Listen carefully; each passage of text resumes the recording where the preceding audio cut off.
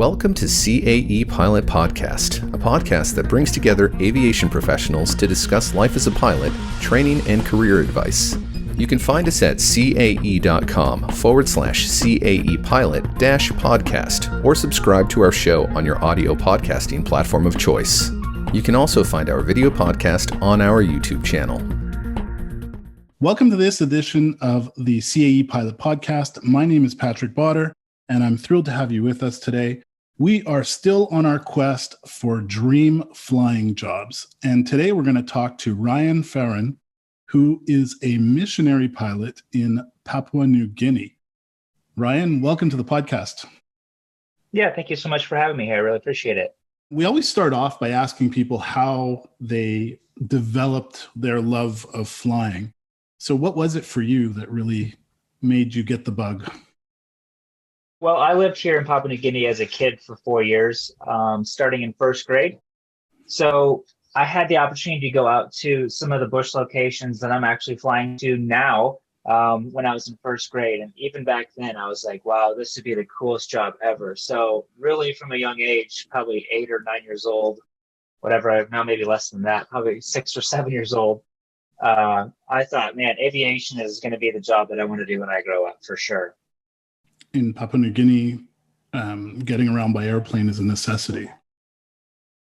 Yeah, they have basically one major highway that goes through Papua New Guinea for the most part, and everything else is a couple of dirt roads, but for the majority of everything, it's aviation, either helicopter or fixed wing. And so you know at a very young age you want to get into flying. Where did you train? How did you go about getting yourself ready to fly?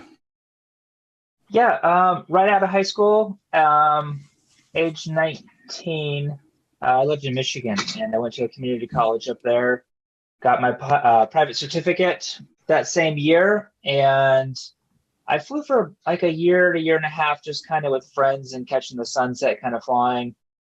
And I knew I wanted to do this, but at the same time, it was actually kind of boring. Without a purpose behind your flying, it was just kind of like wasting money. And all your friends are having their fun snowboarding trips, and you're spending all of your money on flying. But and then I stopped flying for, I think, 5 to 6 years, actually, and then up in Oklahoma, Tulsa, Oklahoma. And so you had this break. What did you do during the break? During the break, I actually at the time I was thinking, this isn't what I actually want to do. It's too boring just flying around with nothing. And I knew I wanted to do missions. So we met at the Bible school in Michigan. And that's what our goal was. We were originally going to be tribal church planters. And during those 5 years, we went through all the training. And then through the training, we realized, wow, this really isn't where my gifts and abilities are. It's not in preaching. It's not in teaching. It's not in language learning. I want to be a part of that, but that's not really where my gifting is. I really like hands-on things. So that's at that point, we decided maybe we should go back into aviation. And I'm glad I did. And maybe it would be a good time just for you to tell us a little bit, because people might not be know what missionary work is. So maybe it might just be cool to just give us a little bit of a brief explanation of what exactly it entails.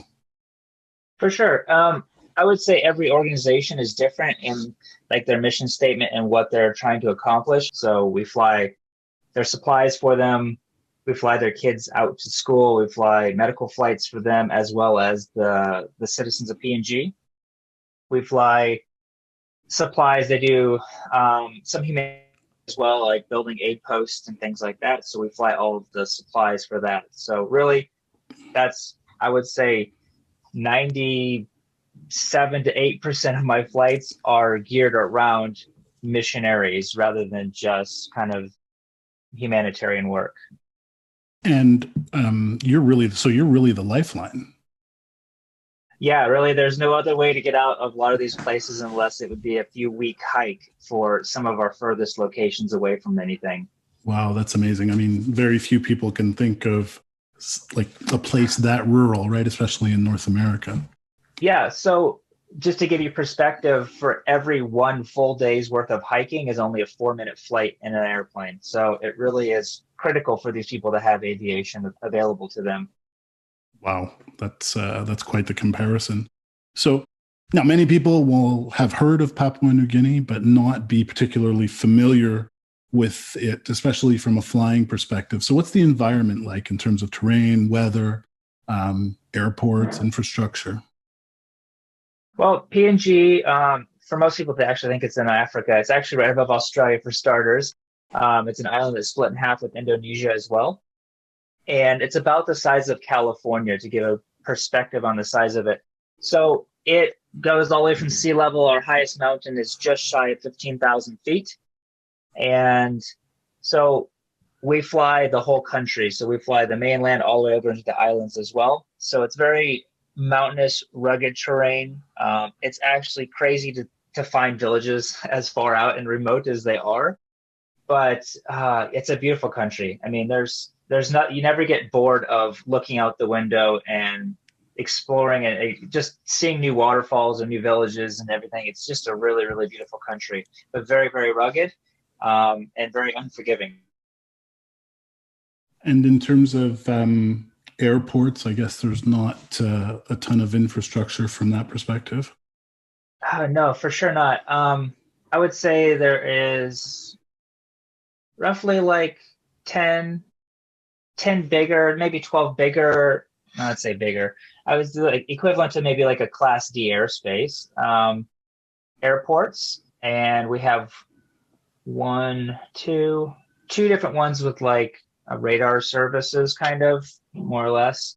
And everything else is just like a grass runway on the side of a mountain. And I think we have, I heard once, it's something like over 300 of them in country. So there's a lot of grass runways. That must make for some interesting flying for sure. Yeah, a lot of them aren't open anymore. I think back in like the 60s through the 80s is when a lot of them were used. So there's a lot of closed ones, but they're still out there. But there's still a lot of, well over 100 of them that I'm guessing probably even 200 of them that are still open and being used today. Wow. And what are the people of Papua New Guinea like?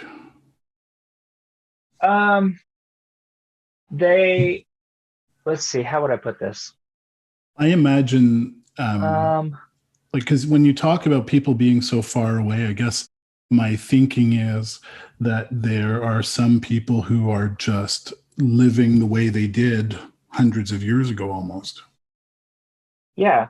So the PNG people, they don't change a lot with their culture. Like, the culture stays the same, it seems. There's over 800 languages just in Papua New Guinea alone. So just in my one little tiny valley, which is maybe 20 square miles, there's 7 completely different languages. They're not just different dialects, like completely different languages. And I mean, across the street, a quarter mile away is one. 2 miles down the street is another one. 3 miles up the road is a completely different one. So just in the past probably 50 to 100 years, I think, they're able to have a trade language and start around the country. But before then, they didn't move around. So they were kept with their own culture. They didn't know of the rest of the world. Many, many people, I would say the majority of people in Papua New Guinea, are still living in, a grass hut or some form or another of that type of environment. And it's very similar to like camping out your whole life. It's a very harsh environment and a very hard life. It's and the culture must be very rich. I'm just sort of looking at your background a little bit, and it makes me feel like it's a rich culture. Yeah, it is a very rich culture, and it has a lot of different aspects to it because of so many different languages. There's so many like microcultures in that, and their beliefs and everything. It's very diverse. How does your flight department work, I guess? Like, we operate as a 135 operator for some of our work, and then Part 91 as some of our work. It's kind of odd how it is, but we have 3 Kodiaks right now, and we have one helicopter. So it's a long Ranger helicopter. We're getting rid of that and transitioning over to a Robinson R66, and we'll have 3 of those within the next year to year and a half. So most of our flying, I would probably say 70% of our flying at the time is fixed wing in the Kodiak, but I would say probably over the next 5 years, it's going to probably flip flop to where it's probably 60 to 70% helicopter and maybe 30% airplane, because most of our missionaries these days are going into helicopter locations. They've gone in, I mean, I think we've been here, this mission has been here for close to 50 or more. And they've gone to a lot of those that are easier to get to that have airstrips. People used to build airstrips all the time, but now the newer missionaries, they don't want to spend 2.5 years building an airstrip. They want to be able to move in, build a landing pad in a week, and be ready to go. So that's kind of the transition that we're going right now. I guess helicopters are super agile in terms of where you can go. Yeah, for sure. I actually am going to be starting helicopter training in about another year and a few months. And then once I get that, then I'll just be flip-flopping back and forth depending on the schedule between the helicopter or the Kodiak. Oh, so you're going to end up flying both. That's cool. Yeah, I'm excited about it. It should be a lot of fun. And we, I don't know if we mentioned it, but obviously you grew up in the States. You grew up a little bit everywhere, but you're from the States. And what was it like to transition from flying in the States, which I mean, for the most part is quite urban and, airports everywhere, to flying, basically bush flying? Almost feel and refer to as like maybe flying in like the 1930s or 40s, where there's the regulations, but it's really up to you to like, save your own skin kind of thing. Like you, they don't have as many as control. Like the ATC is there, but it's more just flight following. Like they're telling you what to do, where to go. You're not on, an IFR flight plan where you're flying specific routes and stuff. It's like you file your IFR flight plan, but now it's up to you to keep yourself safe and not run into a mountain through a cloud or something. So I really enjoy it. I enjoy the fact that I like the responsibility of the fact that I'm single pilot and all that. So I really enjoy that aspect of it, but it is a lot more of a workload in the respect of you keeping yourself safe rather than relying on maybe ATC in the States to let you know where the other airplanes are. And I guess for a single pilot, you don't have a co-pilot to not rely on, but you don't have that second person with their eyes. Exactly. So how does that factor into decision making and, on a day-to-day basis? A lot, actually. One of the pilots here and I are working and building this training curriculum right now for new pilots coming in. And this was probably the main focus that we want to focus on with our new pilots is it's not the skill involved in being able to land at a bush location on the side of a mountain. Like that's not really the main focus that we want to, that's not what we consider as a good pilot, but it's the decision making that makes them a good pilot. Are they thinking big picture and thinking of all the different options and things that they have to think through to keep them and their passengers safe? I definitely think that it can get very busy. Bad weather into the flying mix, and you're trying to either get out of a bush location or getting into a bush location. You just have a lot to think about. It's not just a matter of, hey, I want to get down in this valley underneath this cloud layer, and then I'm going to land. It's like, how fast are the clouds coming in? Do I have enough time to actually land, unload my cargo, potentially pick up my cargo load that I want to, get out of here, things like that. So yeah, there's definitely a lot to think about. And you can't bounce something off with a co-pilot. So you're bouncing it off with yourself the whole time and hoping that you're correct. It sounds like an adventure every time you leave, really, because you're talking about this mountainous terrain and unforgiving. And now, you've got to have heightened situational awareness. You don't have someone you can turn to. It sounds like you really have to be on your game all the time. You really do. And I would say probably the first year and a half of flying here solo, it was very stressful because I just didn't have the knowledge that I have now available to me. Like, let's say it's bad weather in front of me. What are my options to get around it safely rather than having to go through it?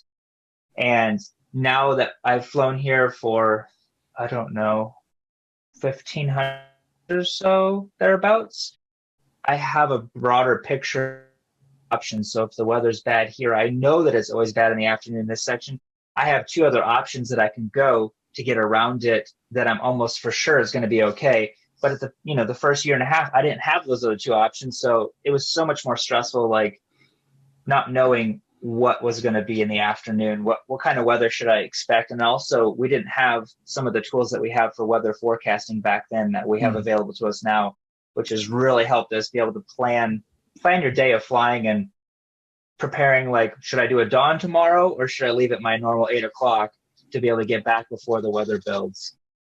So the value of experience, I guess, is yeah. The other thing that's interesting, obviously, is if you're single pilot and now you're going to all these very remote locations, you end up being everything, right? Aircraft mechanic, loadmaster, dispatcher, everything all at once. What's that? Well, we like? have, thankfully, we have an awesome crew of mechanics that work on the plane. There's no way we could keep up with the schedule that we have if we didn't. So I'm very, very thankful of that. We've got a ground crew at our home base that will load the plane up in the morning and a flight coordinator gets everything ready. But then from there on out, the rest of the day, once we've left home base, yeah, we're like the load master. I think one day someone did ask me how much I loaded and unloaded, and I think it was close to 8,000 cargo between all the flights during the day that I unloaded and loaded back and forth into the plane. So yeah, by the end of the day, you're very exhausted. You're mentally fatigued just from flying. And if you have to add afternoon weather and buildups and potential rainstorms to add to that, yeah, by the end of the day, I'm ready. I'm ready for the weekend. Some days on Monday. And what do you do if you go mechanical or you have a mechanical issue when you're, at one of these remote locations? The only option really is to fly a mechanic out in another aircraft, which we haven't had to do in a bush location before, really. And I've had to fly out a mechanic to wherever I was, I think twice, to fix a broken brake line or something like that. So yeah, it's kind of an inconvenience, but it's nice that we have that availability. Yeah, I mean, especially in remote locations, I guess.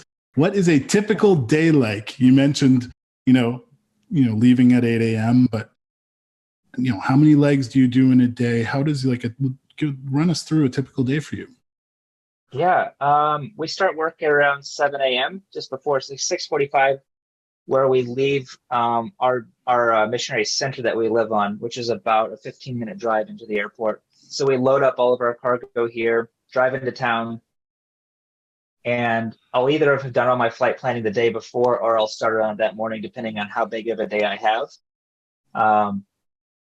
So usually we try to get airborne by 8 a.m. And I would say the average flight day for me would be anywhere probably 3 to 4.5 hours of actual flight time, whereas the most I would probably get is about 6.5 hours of flight time. But those are on like the really, really long days. Right. And I would say for every hour of flying, you have at least an hour of extra work. So if you have a 4.5 hour day of flying, it's probably going to be around a 9 hour day of actually working. Typically, if it was a 4.5 hour flight day, I'd probably have anywhere from 5 to 7 landings potentially. Oh, wow. Not, but I would say probably half of them are at bush locations and other ones are kind of main hubs where I pick up cargo to either take out to missionaries and then our longer ones are just around to our main hubs. Mm-hmm. So it's a busy day. And is it a 7-day-a-week kind of operation? Or I was talking to someone yesterday who flew in the Maldives, and she did sort of a set schedule. And I'm wondering if you do the same thing. We fly Monday, and the only time we'd really fly on the week was that. Makes sense. And what would you say are some of we've talked a lot about the challenges, but what other challenges do you have? Now, my friend Renaud here had mentioned, if you're landing in these locations, wildlife, etc. Are there any concerns about that? Or are there anything that's so different from flying? Obviously, it's different, but things that are just so out of the ordinary. Yeah. A lot of the airstrips that we fly into don't have fences around them. So anytime you fly over them, I always fly directly over top of them so that the people on the ground can hear that you're there and to know, hey, to get off the airstrip, because sometimes they're the soccer field, sometimes they're just the walking path. And a lot of times there's kids playing on it or they're mowing it, and there's almost always dogs or chickens on the runway.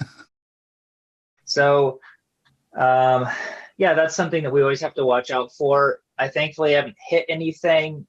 When I was taking off or landing, I had a dog walk under my propeller once when I was doing a run up, and he got his ear hit by the prop, but thankfully it didn't do any to the plane. I'm sure it did a little damage to him, but he'll only do that once. Kill him though. Yeah, he only learned to do it once. But yeah, we're always watching out for pigs and dogs for takeoff, because that could really, really damage a plane pretty quick. So if anybody's seen my videos, I'm always commenting about grass being cut, because even if it's a foot tall, I've had dogs just sleeping on the runway, and as you're coming in, they'll pop their head up, right as you're in the flare, and kind of bump the power just to pop right over top of them or something. But yeah, I mean, that could easily cause $500,000 worth of damage if you smack one of those. Wow. And I guess you're not talking about super long runways. You're probably talking about quite short runways, as a matter of fact. What's that like? And you also mentioned they were on the side of mountains. So I would say our average airstrip in Papua New Guinea is 1,600 feet long. That would be very, very average. We have shorter ones. I think our shortest one is right around 1,000 feet. Just over 1,000 feet. I think it was 309 meters long or something. And the ones that we go into average probably around, let's just say, a 7% slope, which is a hill. It's not like a hill, but it's a hill. And then our steepest one is at the steepest point, it's a 20% slope, which is a full on, it's a very steep. And that's the one that's only 1,000 feet long. So you land and you don't have to touch your brakes if you don't want to. And you usually add power to get up the hill so that you don't just tip the plane back because it's that steep. But for takeoff, you're committed as soon as you start the roll. As soon as you start the roll, you're committed. Doesn't matter what comes in front of you. You are 100% committed unless you're for sure going to crash. You're just going to continue on no matter what. And I guess there's not really any training for that. It's just the way it is. No, it comes back to experience. Yeah, it definitely gets your heart rate up. No matter what, every time your adrenaline's pumping, even if you've done it 50 times or 100 times, it's still just as adrenaline pumping the first time as it is the next time. And so what's the scariest moment you've ever had? The scariest moment, I would say, when I first started flying here, I actually was on loan with MAF, a different organization, because they had airplanes and they had check and training pilots, but we were in the process of getting our Kodiaks and we didn't have any check and training pilots. So I went and flew with them for a year just so I could start flying and help them out rather than just sitting around. But I flew an air van, a GA-8 air van, and just a piston turbo aircraft. And the turbo spool on it was very slow. It would take 7 seconds if you went from idle to full power for it to get full power. And going into a place that's just maybe a 15-minute flight from here, it has a drop off of about probably 150 to 200 feet down to the river at the base. And it had a downdraft. It has updrafts and downdrafts after your committal point. And what I mean by committal point is after that point, no matter what, you have to land because you don't have enough room or power to be able to maneuver back out of the valley. Right. So after that point, I had updrafts and downdrafts to where basically short final, had a downdraft, and I had full power, and I was, I don't know, probably 5 to 6 feet above the very end of the cliff, where I thought I was going to rip my landing gear off. It was that scary. I call those lake shakers, to where your adrenaline's pumping so much by the time you stop the plane, you just can't stop shaking your legs, because it was very, very nerve wracking. You don't believe what's happened until it's over. Thankfully, I've only had one of those, and that was enough for me to learn, hey, you know what? Let's just bring our landing point in a minimum of the runway, so that does not happen again. Right. So you live and you learn. And the flip side of that, what's the best moment you've had flying in Papua New Guinea? I have a lot of those. Great sunny days. I love flying here. Absolutely love it. It's such a beautiful country to fly through. Like I said, there's so many things to look at, and I love flying and showing my passengers like my favorite valleys, or the coolest waterfalls. I really enjoy that aspect of it. But it is a real country to fly through. A lot better than flying through Oklahoma, which is where I did most of my training. Well, I was talking to this pilot yesterday, and she was saying she loves people discovering flying, and she flies a float plane, so there's no cockpit door or anything, and I imagine it's the same thing for you. And so people discovering what a pilot really does. And I would imagine in what you do, when you have passengers, many of them may never have even been on an airplane before. And that must be, for sure, that must be really cool. Yeah. Just last week I flew out some patients out of a location, PNG citizens that had never been on an airplane. They'd never been on a helicopter. They got a helicopter ride to this airstrip, and then I took them into town. And yeah, you have to wonder what they're thinking back there, going, man, this is such a huge change. Mountain village and living in a grass hut, and that's all they know, to be able to go into town for the first time, potentially see a car for the first time, sitting in an airplane, like just information overload, I think. But yeah, I think it's cool. One of the reasons why I actually started my channel was because this is an aspect of aviation that I don't think most of the world has any idea of what it's like. And I thought, man, I think people would enjoy seeing PNG in general. Maybe not me fly, but at least PNG, and get a different aspect of what it's like. Well, I mean, I'm pretty sure that the view outside of your office window is pretty phenomenal. It is, very, very much so. And what would you say is the best thing about being a bush pilot? The variety. It's not just point A to point B every day. Even if it is to the exact same bush location, the weather dictates your route and when you're going to be leaving to go out there. So every single day is completely different, regardless if it is the same location. But I mean, we have, just in our airstrips that we go to, I think we have probably over 50 of them that we go to. So, and then you add all the different routes that we go to. So it never gets boring. We often do a little bit of Mythbusters with the pilots we speak to. So maybe we'll go through some of these and you can let us know if they're myths or not. Bush flying is not for the faint of heart. I have a lot of comments saying, hey, if you had an engine failure, where would you land? And to be honest, some places there is no place to land. Like, yeah, there's sometimes a riverbed, but sometimes it's a jungle canopy. Like, those things I don't even really consider. They're not like, I'm not mulling over them on every one of my flights. I have considerations and I'm thinking, hey, if something were to go wrong, what would I do? But I'm not worrying about it on every one of my flights. So yeah, that's what I tell people. If that really bothers you, this is probably not the job then you need to be doing. In order to be a bush pilot, you should be single, as it's impossible to have your family follow you. In the mission work that I do, I disagree with that, just because, I mean, I have a family here, been married for 16 years, I have 3 kids, base, a center with like 250 other missionaries. So in my context, it works pretty well. maybe in a different context, it might not work as well. In a different country or different setting, it might not work as well. But it's because I can bring my family along. I can be a part of missions that I want to be a part of and get to do what I want to do. And as someone who lived overseas with my family, I mentioned that I lived in South Africa when I was younger.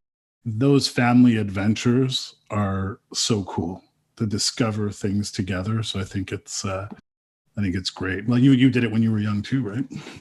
Yeah. Transitioning from an airline job to a bush pilot job or vice versa is basically impossible.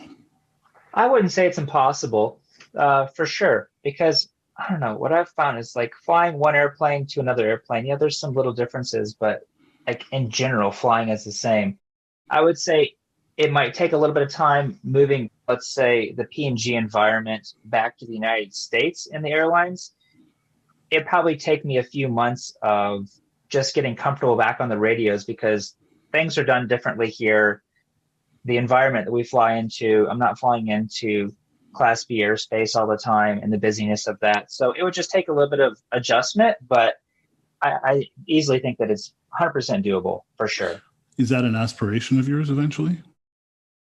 No, not at all. I really have zero desire to fly the airlines. In fact, even as a kid, I was like, that just doesn't really interest me that much. I like what I do. I like hand flying the plane into these places on a daily basis. I really enjoy that. So I think the monotony of airline flying, I think it'd wear off. It would get very monotonous after 6 months for me. And I think too, you said it at the beginning, right? For you, it seems to be about the purpose behind what you're doing as well. Like there's a big 100%. Intrinsic value to it.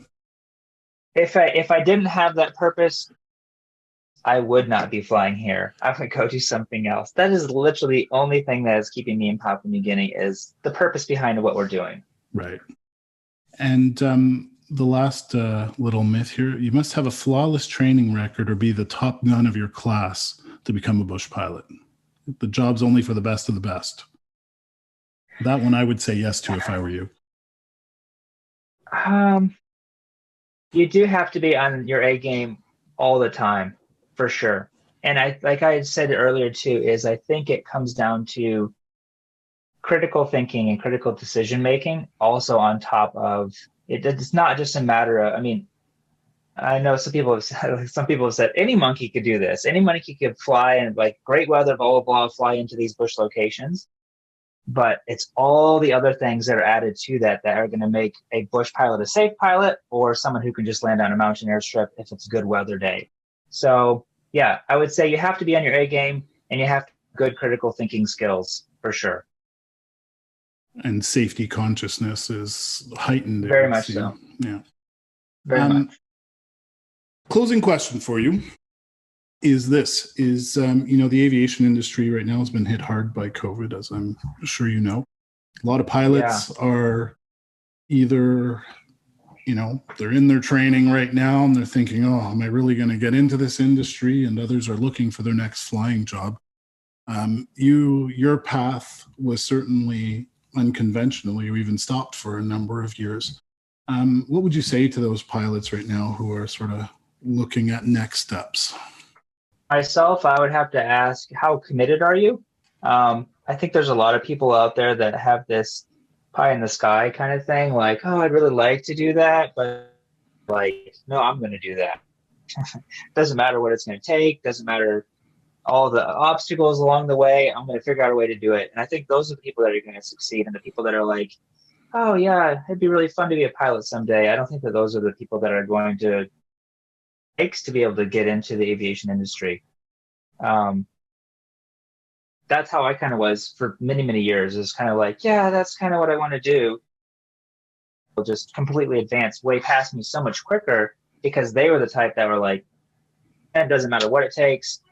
I'm going to get myself a job and start building those hours as quickly as possible. So I think it's 100% doable, but it's going to probably be a little bit more work on their own part of making those connections, because aviation, it's all about who you know and the connections that you have. That's going to get you your first job, not the fact that you have 1,500 hours and blah, blah, blah. And it's funny that I mean, in the bigger sense, I keep on going back to the last podcast I did, but it was someone who got their pilot's license in 2008, of course, right at the height of the recession. And she decided she wanted to fly in the Maldives. And so she bought herself a ticket and went and knocked on doors. And, when you talk about having your purpose, right? So your purpose may have been the missionary piece of it, but her purpose was to fly at all costs, right? Like she's that person you're describing. So in my mind, it's sort of like, it's like find your why, right? A little bit like, and then 100%. follow it. It's neat because you've got a very interesting background. Before we close off, give us a plug for your channel. Yeah, so I have a YouTube channel, Missionary Bush Pilot, and I make flight vlogs, just sharing with you what my flight is. I just talk about what I'm doing. I try to make it as easy to understand for whether someone who's just coming in knowing nothing about aviation, but then also have a technical aspect about it for those who do want a little bit more technical aspect, or if they're a flight simmer at home. Out some of my flights, I share a lot of those kind of details so that people can experience PNG on a broader level, and experience a little bit of what I get to experience every day. So we'll invite people to go check you out on YouTube. I put up videos twice a week, so if people are really into this kind of stuff, I have a lot of content and lots more to come. Missionary Bush Pilot on YouTube. Ryan, thank you so much. It was great to speak to you. I absolutely enjoyed it, and you have a great story. And for everybody else, just please go check out airside.aero if you are looking for your next flying job. This is the place to check it out. We've got a jobs board, resume builder, all sorts of great content, all directed at pilots out there. Thanks again, Ryan. And you know what? Have a great weekend. Have a great Saturday. Yeah, thank you so much for having me on. I really do appreciate it. CAE Pilot Podcast is brought to you by CAE, the global leader in training for the civil aviation, defense and security, and healthcare markets. For more information, check out cae.com.